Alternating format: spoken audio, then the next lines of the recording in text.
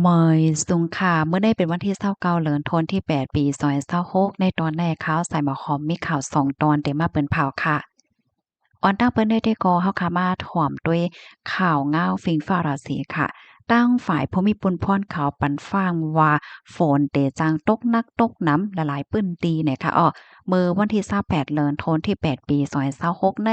มีข่าวง้าวออกมาว่าห้องการฝ่ายฟิงฟ้าราศีเลยออกมาเปิ้นเผาลาดว่า เดจังมีฝนตกหลายๆพื้นที่บางทีก็เตตกหนำตกแห้งในวันที่29ต่อถึงวันที่2เดือนธันวาคมที่9ปี2026ในเนี่ยค่ะก็เปิดจังนั้นแหละย้อนให้พี่น้องเฮาเขาไล่รับผู้เหี่ยวก็ห่างเฮียนโตตันหั่งไผหั่งมันว่าเฮ็ดจังไหนค่ะฝนได้มันเตจังตกอยู่ละลายปื้นตีให้ในนั้นขนาดเพราะว่าฝนตกหนักตกหนาเนี่ยจึงมันจางเป็นมาน้ำทมน้ำนองลินก่นลินปังน้ำป่าไหลเข้าโทมเนาะเปิงลงมันพี่น้องเฮาเขาเจออันอยู่ไว้ตีนร้อยป้านตาบร้อยอยู่จำแม่น้ำอยู่ไว้ในเปิ้นตีเตรียมว่าสังว่าเจ้าในเนี่ยค่ะเนาะก็ให้ไลฟังสติกันนำน้ำในค่ะต้นตาพี่น้องเฮาเขาที่อันอยู่หิมจำฟังปังหลายเนี่ยก็หาไลสติป้าเนี่ยค่ะออกบางตีบางตั้งในหอนน้ำในเตจังสูง2-3เมตรค่ะที่อันมีฝนตกนั้นซ้ำในเตจังสูง3เมตรขึ้นเหนือใน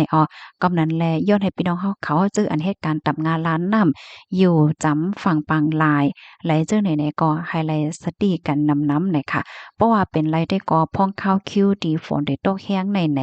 เงึกลวงออกเข้าตั้งกว่าในปังหลายก็ลีอยู่เฮ็ดเนี่ยเนาะตอนตาคือเลขคืออ่อนแต่ก็ในเพราะว่าเป็นไรในได้ก็อยู่ไว้หิมฝั่งอย่าเป็นแดดออกฝั่งในก็เตเตอร์ลีอยู่ว่าเฮ็ดจังไหนคะเปิดตาลองห่มลมหลอดเพของก้นวันก้นเมืองนั่นแหละย้อนให้พี่น้องเฮาเขาวางแผนลองออกเข้าตั้งว่าสังว่าเฮ็ดจังไดป้าเที่ยงเฮ็ดไหนเนาะบางเป้าบางไหลเพราะว่าเฮาขาออกเข้าตั้งลูกที่เว้งหนึ่งกว่าที่เว้งหนึ่ง สองฝนตกเนี่ยจึงมันก็จังเป็นน้ำโทมน้ำนองเล่นกวนดินปังต้นไม้ล่มเต็งใส่เส้นตั้งเลยจังไหนๆมันจังเป็นเฮ็ดไหนเจตอนอันฝนเตจังตกนักตกหนำในแต่ก่อนเนาะเมืองไทยตอนเหนือในเมืองหนังตีเจตอนแม่ฮ่องสอนเกียงใหม่เกียงไฮ้พะเยาน่านและตากไหนเพราะว่ามาด้วยเจตอนอันว่ามาเจอในก็พี่น้องเฮาเขาอยู่เซาไว้ตั้งน้ำค่ะน้องพี่น้องใต้เฮาเฮ็ดจังได๋คะนะ ฤาษีที่ในเมืองไทยยาก้อยหมกล้าค่ะเนาะพี่น้องเฮาเขาเจออันอยู่ไว้ตั้งปอตอนแหลนลิ้นและจังได๋ก็ให้แลสติป้าค่ะมันจังมีฝนตกไหลเหมือนกันในค่ะเนาะเลอเห็นนั่นก็พี่น้องเฮาเขาเจออันอยู่ไว้ตีเมืองใต้หลายๆตีหลายๆตอนเนี่ยก็สตินำทมนำนองลิ้นกวนลิ้นปัง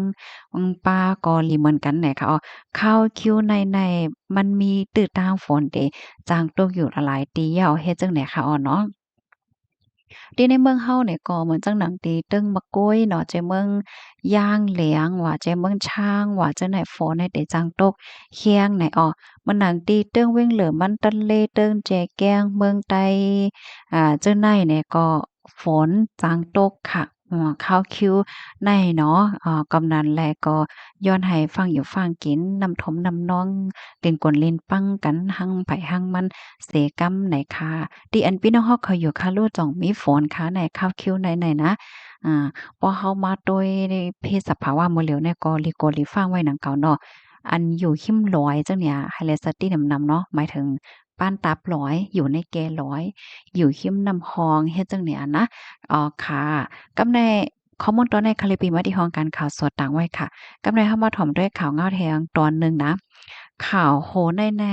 มันเป็นลวงตีอันหลีตกใจว่าอยู่หนังเก่า มันมีผู้ชายคนหนึ่งลูกดีจันทร์11ตกลงมา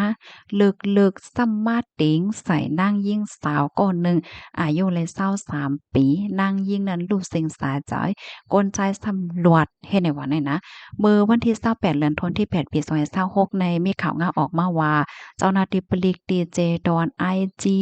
ไล่เขาติงยับก้มโตทางงูจิอายุไล29ปีไว้หลังเสมั่นใจในไหน ลูกดีจัน11เหี่ยวก็แหวนตกลงมาค่ะเนาะเปิดตาให้โตมั่นใจนั่นลูกเซ็งสาใจกว่าเฮ็ดจังได๋นั่นค่ะน่ะก้วยกะว่าสามารถเต็งใส่นางหญิงสาว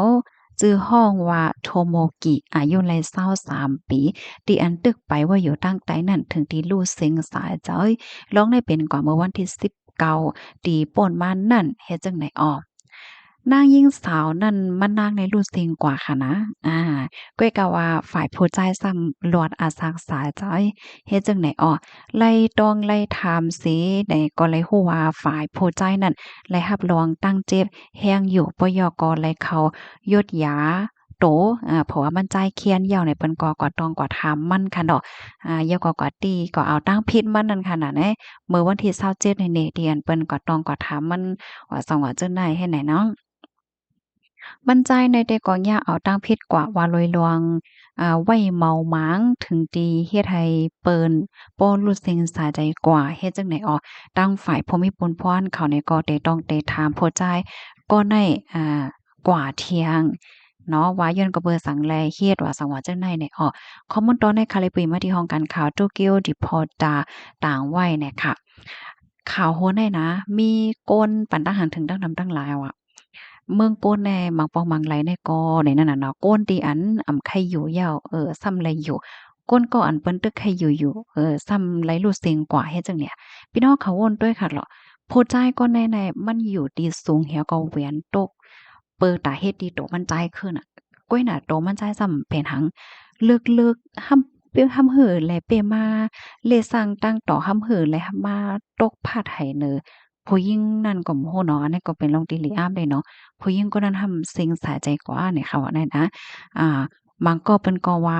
มันได้มีความก้นเฒ่าเมื่อก่อนที่เปิ้นว่าค่ะเนาะก้นในเพราะว่าไปถึงคานมันไหนบ่ได้โฮบทบยาลองตั้งอย่าเพิดโฮบทบยาเพโฮบทบยาอีหยังก็เยาะมันก็เป็นอีหังเนี่ยค่ะเนาะก็ว่าตอนน่ะก้นหมางก้อนเนี่ยมันหลายอย่างนะอยู่ๆก็สิ่งสะใจกว่าเฮ็ดจังได๋ก็มีเฮ็ดเนี่ยนะเพราะว่าลาจังได๋เนี่ยพี่น้องเขายุ่มยำจังหือพองลวงจังไหนอันเปิ้นเฮาอาคารไผอาคารมันอันว่านั่นค่ะนะปันทหารถึงมาลัยเนี่ยค่ะอ้อลองได้เป็นก่อนที่เมืองจะปานค่ะนะเมืองจะปานเนี่ยค่ะอ้อยินจมมุกก็ดีรับถอมปันแฮงค่ะย้อนให้พี่น้องเฮาเขาอยู่เลยกินหวานและรอดเพศกันค่ะอ้อมื้อสงค่ะ